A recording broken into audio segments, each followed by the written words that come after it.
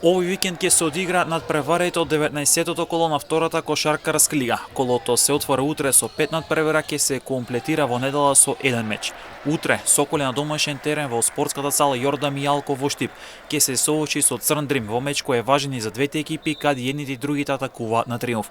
Влезот на надпреварот кој започнува во 18 часот ќе биде слободен, а на вратата ќе биде поставена кутија за донации за помош на настраданите од трагедијата во Кочани. Борец Баске на домашен терен ќе бара враќање на победите против Мегабаскет. Маџери како апсолутен фаворит ќе се соочи со последно пласираниот Работнички 2018. Струмица на домашен терен ќе бара победа во трката за опстанок против вториот им НМЗ Скопје, надпревар кој ќе биде исклучително тежок за домаќинот, а пак ланскиот прволигаш Охрид на домашен терен ќе игра против Бутел.